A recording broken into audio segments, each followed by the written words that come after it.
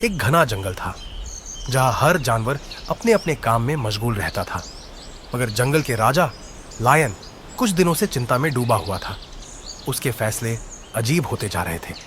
क्या कोई नया खतरा जंगल की तरफ बढ़ रहा था?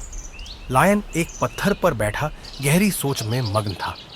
उसकी नजरें दूर कहीं एक अजीब सी सोच में गुम थीं। जंगल के 3 महान योद्धा फॉक्स, वुल्फ और बेयर एक जगह इकट्ठा हुए। हर किसी के चेहरे पर जोश था।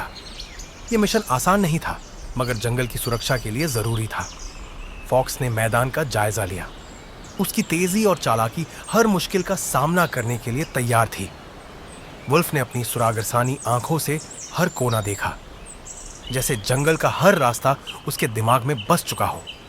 बेयर अपनी ताकत का एहसास दिलाते हुए एक मजबूत लकड़ी पकड़ चुका था। यह मिशन सिर्फ एक रोमांचक सफर नहीं था, बल्कि जंगल की तकदीर का फैसला भी करने वाला था। लायन ने सबकी तरफ देखा और एक गहरी सांस भरी।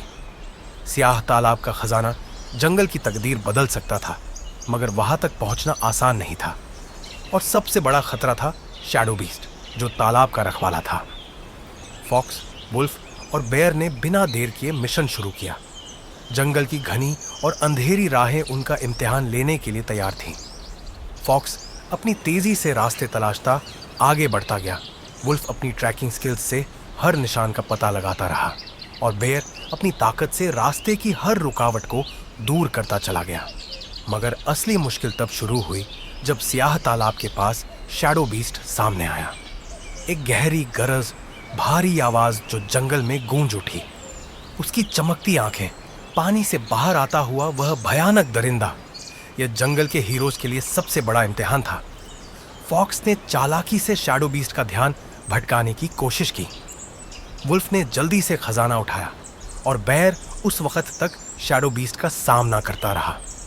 यह जंग सिर्फ ताकत की नहीं थी, बल्कि अक्ल और टीम वर्क की भी थी। आखिरकार वे अपना मिशन पूरा करके जंगल वापस लौट आए। लायन ने गर्व से उनका स्वागत किया, मगर फॉक्स एक गहरी सोच में था। क्या शैडो बीस्ट असल में दुश्मन था या सिर्फ अपनी जगह का रखवाला? क्या खजाना लेना सही था? लायन ने भी इस बात को समझा और फैसला किया कि स्याह तालाब को एक संरक्षित क्षेत्र, प्रोटेक्टेड जोन बना दिया जाए, ताकि जंगल का संतुलन और उसकी महानता बनी रहे। इस तरह फॉक्स, वुल्फ और बेयर सिर्फ जंगल के हीरोज ही नहीं, बल्कि उसके रक्षक भी बन गए।